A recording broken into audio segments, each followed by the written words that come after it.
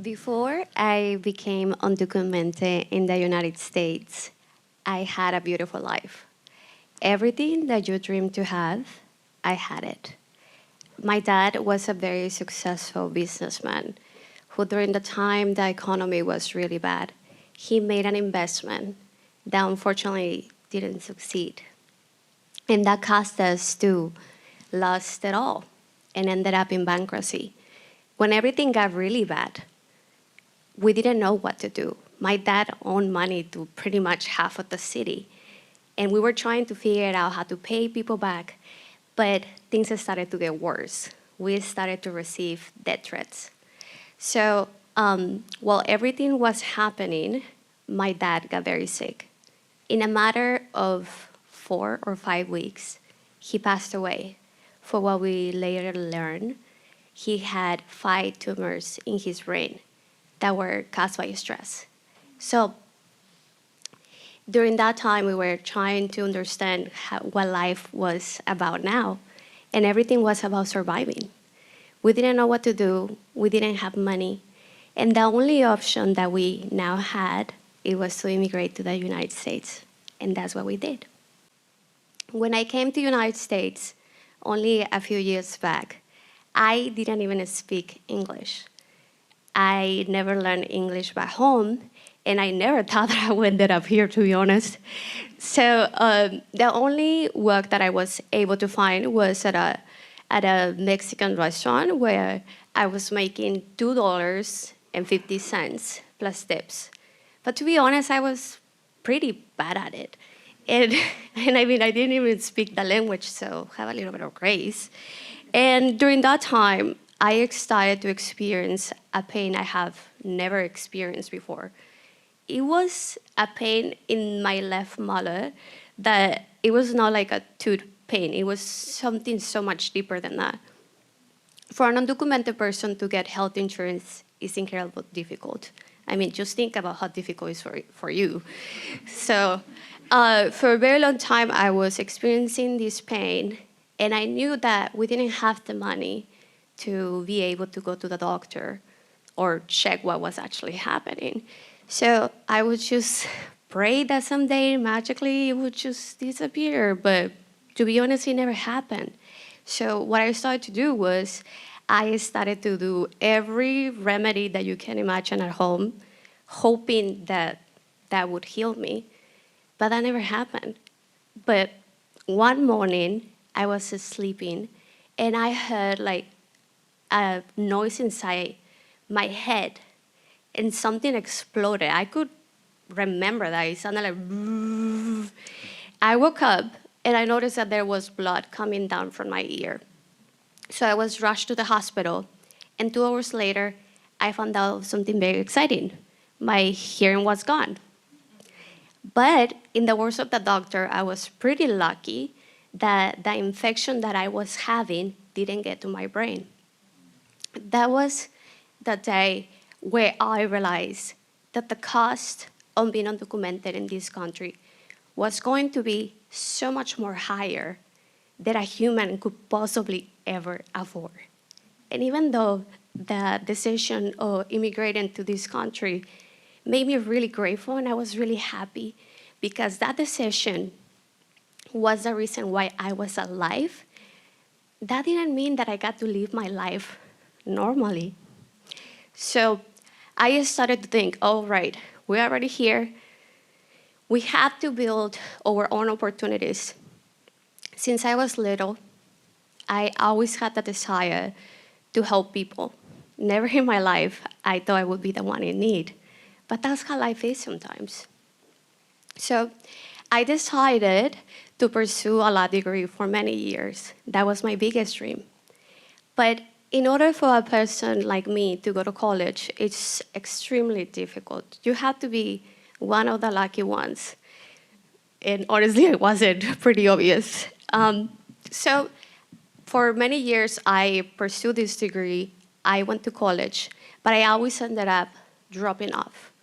And let me clarify. I know this country believes that undocumented people don't get a higher education because we're not capable. But the reality is that the system makes it nearly impossible to benefit from our full potential and not just labor.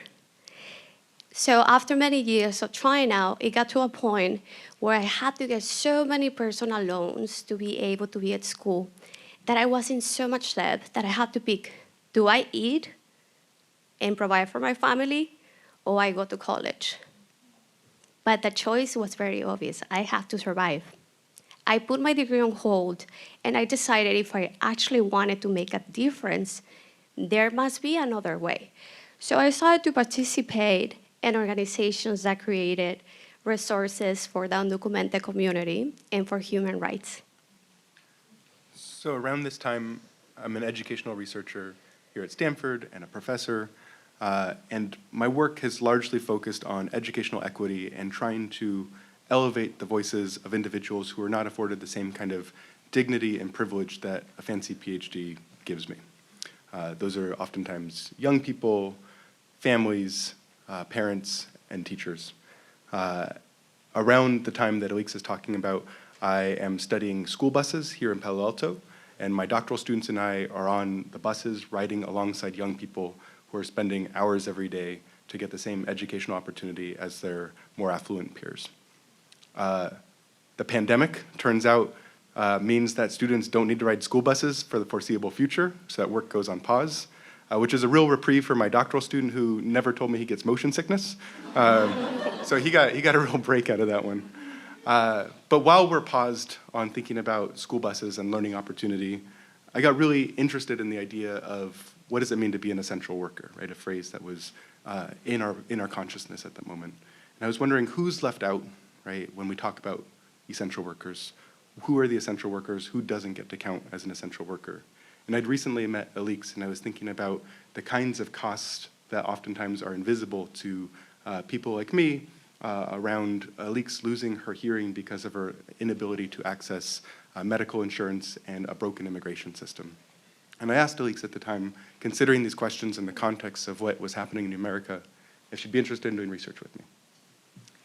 When Antero asked me to join him in this research, I didn't trust him right away, to be honest. I did not have the most pleasant times before when I tried to collaborate with other people.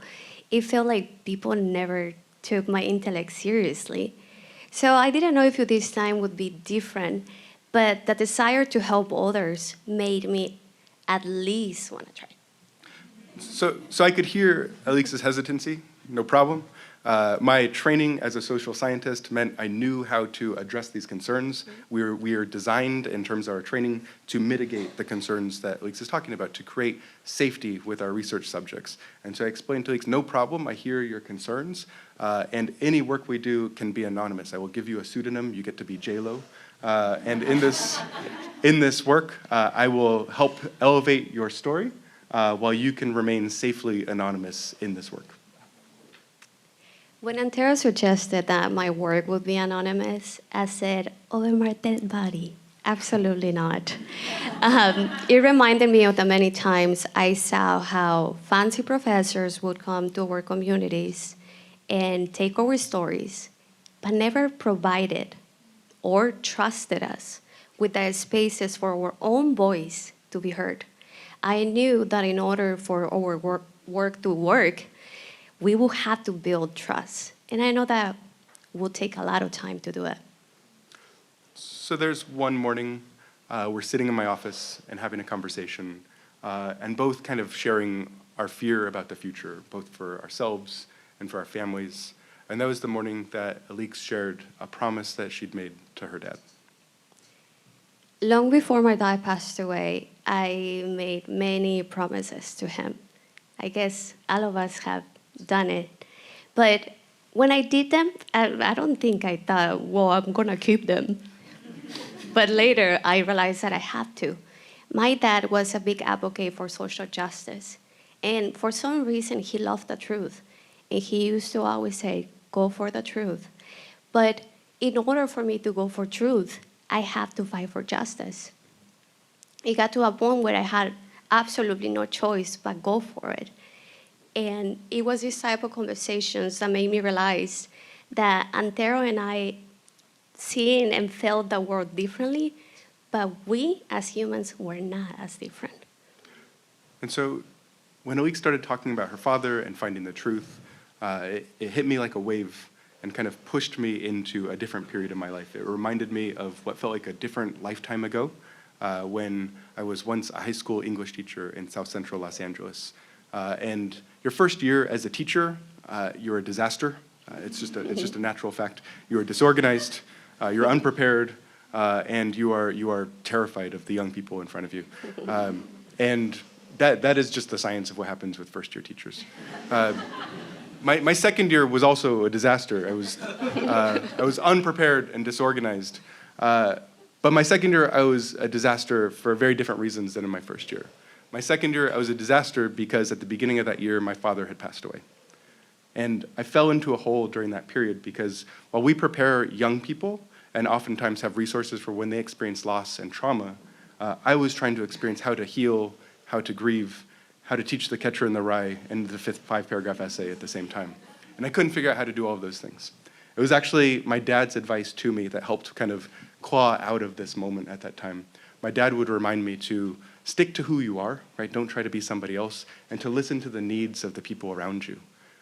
It was because of him that I've come to be this kind of awkward person that I am, that I've embraced this off-kilter sense of humor, and the ways that I've pursued justice are in tribute to the work that he's done.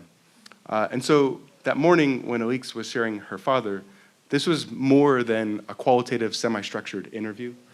This was a moment where our humanity had gotten closer to one another, and I was able to see how traditional social science research practices might have removed that kind of emotional distance that's necessary for us to get to know one another and to think about the empathetic opportunities around us. There's a lot of different kinds of conversations that Alíx and I have been engaging in as we've been doing this work for several years now. But some of the most rewarding aspects of this work for me have been the moments where I've been able to see my life and my memories with my father mirrored in the experiences that Alíx has had with hers. It became clear to me that whenever we were putting the methodologies and the research on the side, we were able to show up as human. And that was the reason why I realized that there was a cause behind his research. And that's where everything changed for me. And as a result of our collaborative work, we are very excited to announce that we just finished writing our first book together. And let me just say something.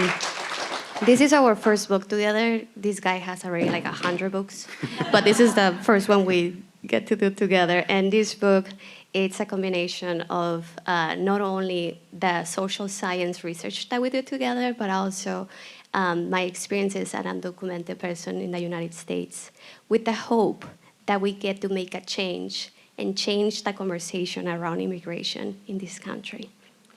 And so alongside this book project that we've done together, we've also broadened this work and invited others from the other members of the undocumented community to join us, right? If that includes you, please reach out. We'd love to work with you. And in doing that work, right, we've shifted our research practices around this. I'm not so quick to jump to assigning pseudonyms and anonymity to individuals whose dignity and humanity needs to live on the page in our stories. We continue to do this work together, and as we reflect back on it, it is the loss of our fathers that was a catalyzing moment that set us on two very different life trajectories in terms of what's happened in our lives. But it is the memory of our dads that allows us to continue to do this work together. Thank you.